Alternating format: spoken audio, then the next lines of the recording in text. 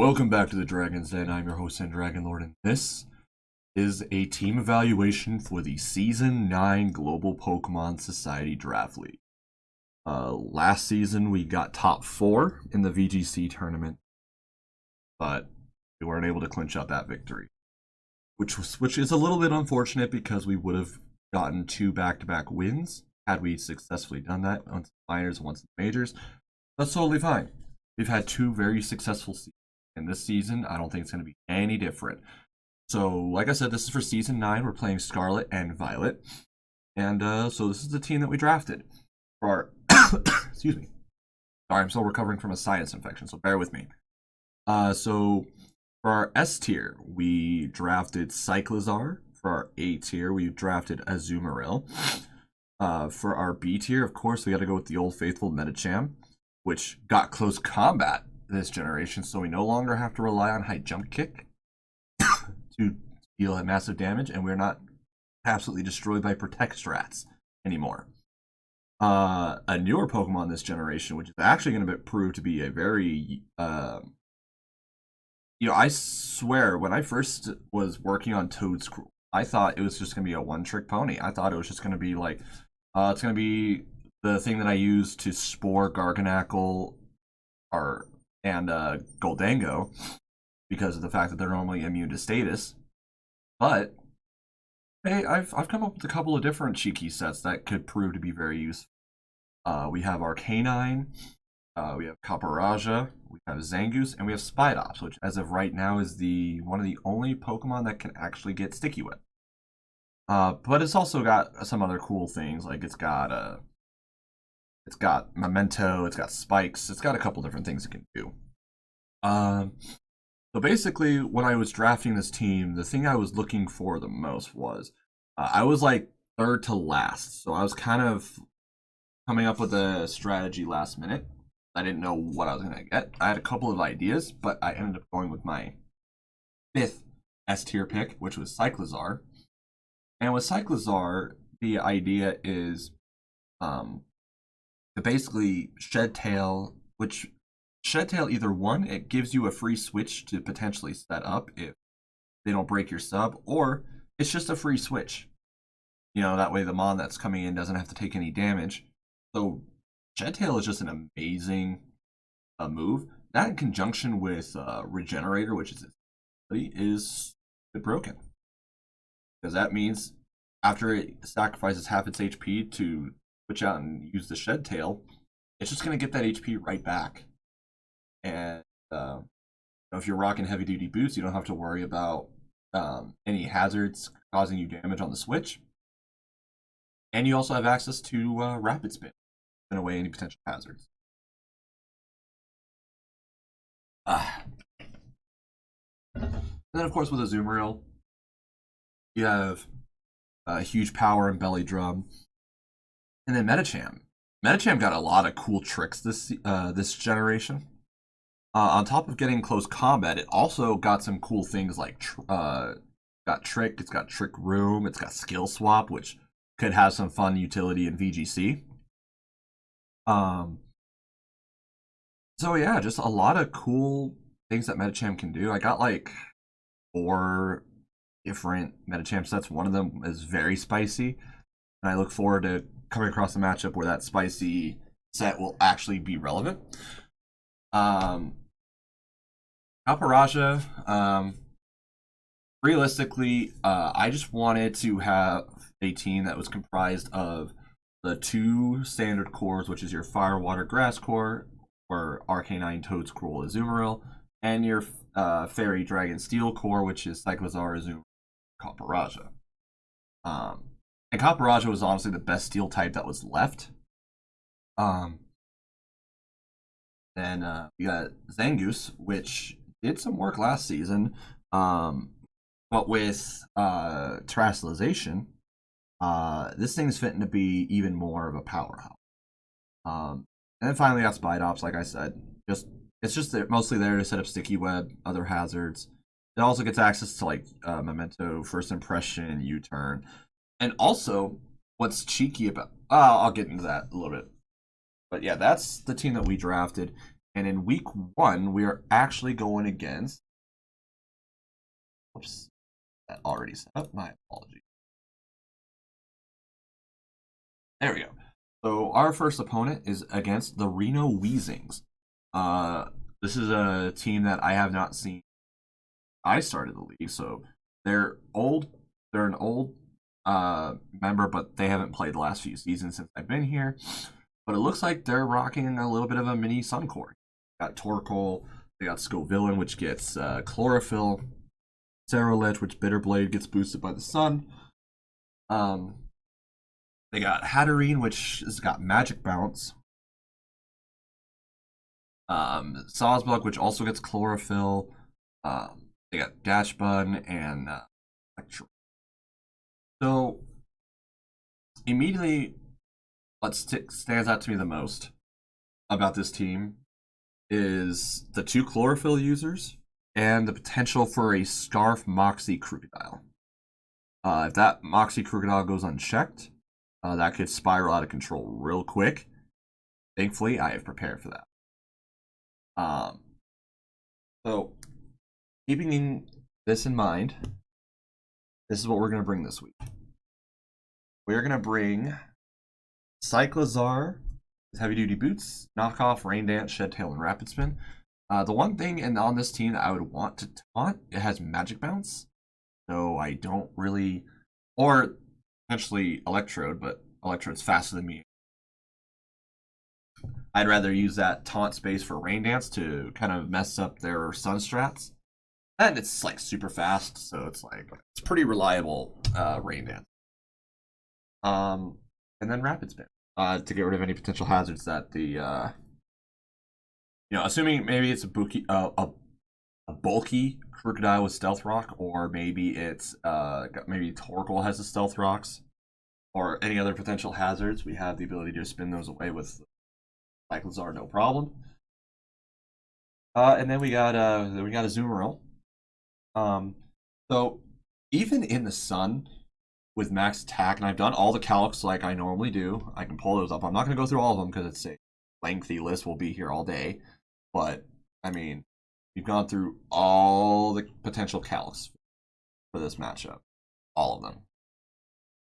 So I'm pretty prepared. But anywho, let's move on. So even in the sun, Azumarill can do a good chunk of damage when it's maxed. And you asked before, you ask, I understand as far as my defensive calc goes, I have to do it from 75% health, which I have already done. So all the defensive calcs for Azumarill are done at 75% health to account for belly drum and situation. So I'm ahead of you there. Yeah, there's not really much else to say about Azumarill though. It's just it's got a decent type advantage. It does big damage to basically everything on their team. And especially if I'm able to get rid of the weather or have rain, that just makes it even better. So, Toedscruel, I said, because of its ability, is able to bypass abilities using status moves, but it moves last in the priority bracket, right? Well, there's one way to mitigate that little downside, and that is to not use that at all and just go with a straight choice spec set. Here's the fun part. I calced it all. Toedscruel with choice specs, one shots like 90% of the team, and then 2 shots the other 2% or the other 10%. So Toedscruel is not safe to switch into at all, and Toedscruel is going to be a huge. We're probably going to end up being the MVP of the battle, right next to our K9 with Flash Fire. So because of the fact that 3 of their Pokemon are fire types and 2 of them are grass, I feel like Flash Fire, Terra, Grass, Arcanine is probably the way to go. Because we're immune. It gives us a safe switch into every fire type attack. And we basically wall Scovillain unless it has something crazy like Terra Ground. But, there's not really much we can. If it has Terra Ground, it has Terra Ground. But we wall Scovillain outside of that. We absolutely wall Torkoal. because body press does like, I think it does like 5-ish%. But I mean, let's be real, we're not going to keep our canine in against that too long. It's just going to be there to sponge a potential fire type attack. And even then, Flash Fire Flare Blitz in the sun does about 40% to Torkoal. So that's pretty nuts, actually, now that I think about it. So yeah, that's the reason for the Flash Fire over the Intimidate. It's just got more utility for walling like the entire Sun Core. Sawsbuck could potentially be an issue because I think faster, isn't it? What's Sawsbuck's speed?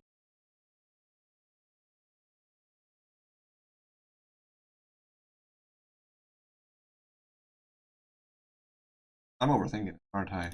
Yeah, let's just go here. 95 speed, so it's actually in the same. It's actually in the same speed tier, but it is faster than us in Sun. Is a speed tie outside of Sun. So, but Flare Blitz will one shot Sawsbuck, and Stomping Tantrum does not one shot us in return. I did not calc Terra Ground Stomping Tantrum, but again, he's got one Terra, so I mean, if he's using Terra Ground on Sawsbuck, that means he's not using it on Krook, which works out pretty well in my favor. All right, back to the team. Then we have Fight Offs. So here's a fun little thing, right? So he has Hatterene on the team, right? If I lead with Spite Ops, if I decide to lead with the obvious switch in to the obvious thing for me to do would be to set up Sticky Web. So you would want to switch in Hatterene. Hatterene is not as it's not as safe as switches as you think.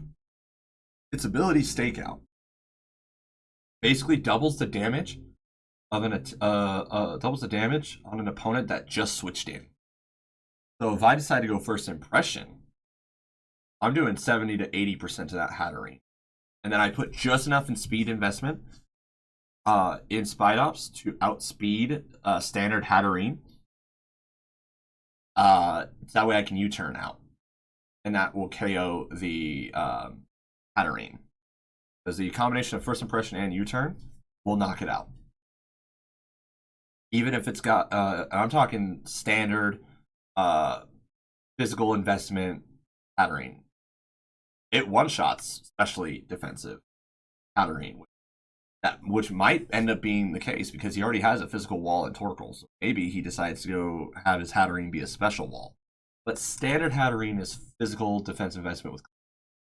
So if that's the case, First Impression will do 70 to 80%, I think, for standard Hatterene. Then U-turn will pick it off after that. So, and then that just deals with the Magic Bounce user right off the bat. So that's a fun thing, right? That most Magic Bounce users are not safe to switch in because I could just decide to go First Impression. Now, you could mitigate that by not switching in the first turn, but then you just risk me getting Sticky Web up. So you kind of have to play a 50-50 guessing game. Then finally we have Assault Vest Kaparaja. I gave it Terra Flying as well as Toadscroll Terra Flying. Because with Terra Flying, it's able to become immune to Crocodile's Earthquake. So I wanted to have 2 Terra Flying users to kind of keep that Crocodile in check. Granted, Toadscroll does resist, but you know, if it has like, if it knocks out another Pokemon, or I think before a Moxie boost, I think it does like 30-something%, I think. But regardless, I wanted to have Terra Flying on here also because Terra Flying just outright one-shots Go Villain, and Sawsbuck. I think Sludge Bomb one-shots the Go Villain, but it does not one-shot the Sawsbuck, I don't think. And then Sludge Bomb also one-shots the standard Hatterene, I think, or it either one-shots or it's just barely a 2-hit KO, and then a 2-hit KOs the Flash Bomb. So, or it might be vice versa. I forgot. I'll have to double check the calcs on that. But either way, Toad Scroll is a freaking monster. Even though that base 80 special attack, that's just there to prevent this thing from being ban worthy. That's all that is. That's all that is. But yeah, that's the team that we're going in with. I feel pretty confident with our strategy going into it. That's just a matter of, you know, being intelligent and making smart plays. So that being out of the way, let's go ahead and get right into battle. I'll catch you on the flip side.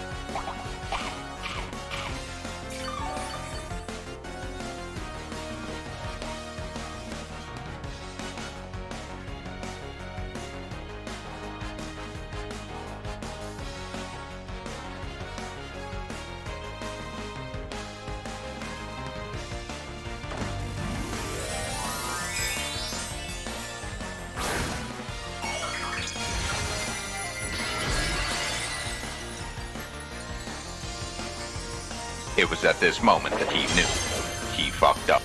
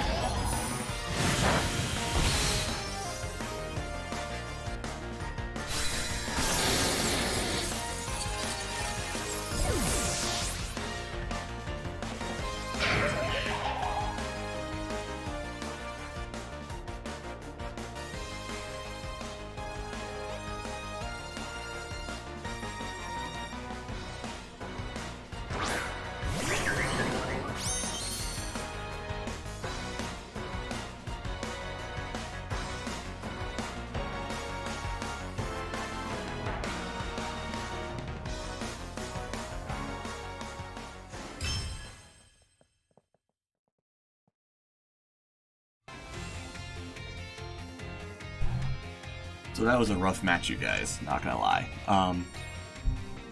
In game 1, the Terra Grass on the Cerulege kind of caught me off guard. I mean, it makes sense. I wasn't, like, prepping for that. I've seen a lot of them play Terra Bug with Flash Fire. But the Terra Grass with Solar Blade, definitely. And game 2, oh my god, that misclick with Shed Tail at the end there. Oh! As soon as it happened, I'm like, I just fucked myself over. So, not the best, but it was GG's nonetheless. And we will catch you guys next week, where we will make a comeback. Last season we lost round 1, and we won the rest of the way through. That's the game plan moving forward. Peace out, guys.